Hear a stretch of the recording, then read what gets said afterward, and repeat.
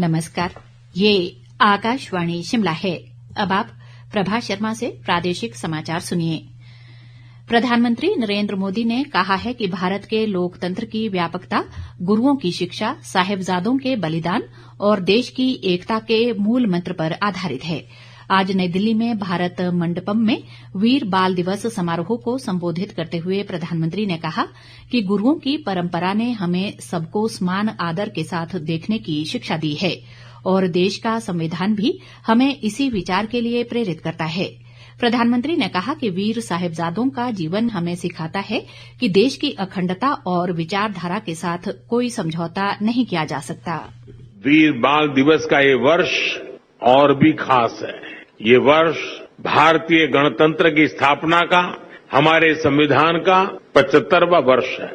इस 75वें वर्ष में देश का हर नागरिक वीर साहिबजादों से राष्ट्र की एकता, अखंडता के लिए काम करने की प्रेरणा ले रहा है। आज भारत जिस सशक्त लोकतंत्र पर गर्व करता है, उसकी नींव में साहिबजादों की वीरता है। प्रधानमंत्री ने कहा कि इतिहास में और वर्तमान में भी युवा ऊर्जा ने भारत की प्रगति में बड़ी भूमिका अदा की है।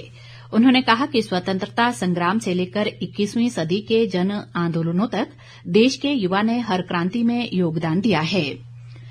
मुख्यमंत्री सुखविंदर सिंह सुक्खू ने कहा है कि ग्रामीण अर्थव्यवस्था के सुदृढ़ीकरण के लिए वर्तमान राज्य सरकार के प्रयासों के सकारात्मक परिणाम सामने आ रहे हैं।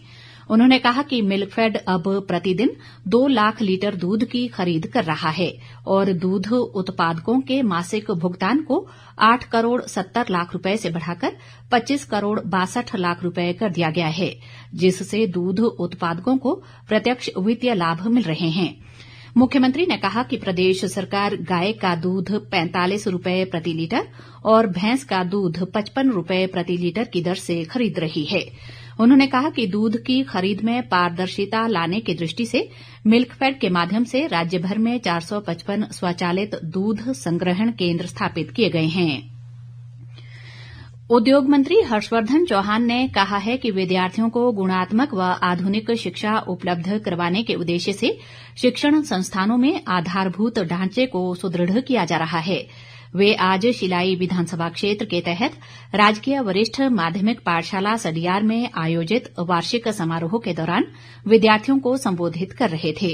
हर्षवर्धन चौहान ने शिक्षकों व अभिभावकों से आह्वान किया कि वे बच्चों में अच्छे संस्कार और नशा मुक्त जीवन के महत्व के बारे शिक्षित करें, ताकि वे राष्ट्र निर्माण में अपनी भूमिका अदा कर सकें।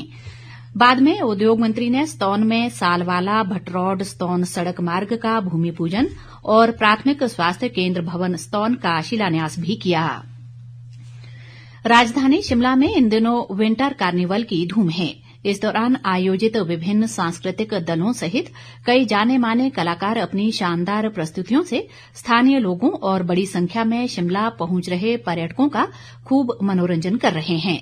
अधिक ब्यौरे के साथ हमारे शिमला संवाददाता की ये रिपोर्ट। जहां एक ओर प्रदेश से बाहरी राज्यों के कलाकार दर्शकों का खूब मनोरंजन कर रहे हैं, वहीं हिमाचली कलाकारों द्वारा एक से बढ़कर एक प्रस्तुतियां दी जा रही है, जिससे पर्यटकों को हिमाचल प्रदेश की संस्कृति से रूबरू होने का मौका मिल रहा है। अब तक आयोजित 2 सांस्कृतिक संध्याओं में स्थानीय लोगों के साथ साथ पर्यटकों में खासा जोश देखने को मिला। इस दौरान खचाखच भरे रिज मैदान पर पर्यटक खूब झूमते नजर आए। 10 दिनों तक चलने वाले इस कार्निवल में voice of Shimla, miss carnival, राज्य स्तरीय लोक नृत्य प्रतियोगिता, बैंड प्रतियोगिता के अलावा कई कार्यक्रम आयोजित किए जा रहे हैं, जो खासा आकर्षण का केंद्र रहने वाले हैं। आकाशवाणी समाचार के लिए शिमला से योगराज शर्मा। चंबा जिला के कुराहान नामक स्थान पर नगर परिषद का कूड़ा संयंत्र जलकर राख हो गया है। इस घटना में संयंत्र के अंदर मौजूद ऑपरेटर ने भागकर अपनी जान बचाई, जबकि इसमें स्थापित कंपोस्ट यूनिट की कई मशीनें आग की भेंट चढ़ गईं। इस अग्निकांड में करीब 2 करोड़ रुपए का नुकसान हुआ है। घटना की सूचना मिलते ही अग्निशमन विभाग के कर्मचारियों ने स्थानीय लोगों के सहयोग से कड़ी मशक्कत के बाद आग पर काबू पाया। तकनीकी विश्वविद्यालय हमीरपुर ने आगामी शैक्षणिक सत्र 2025-26 के Himachal Pradesh common entrance test की तिथि की अधिसूचना जारी की है। इसी के साथ ये समाचार बुलेटिन समाप्त हुआ। हमारा अगला बुलेटिन आप सुन सकते हैं शाम 7:45 पर। नमस्कार।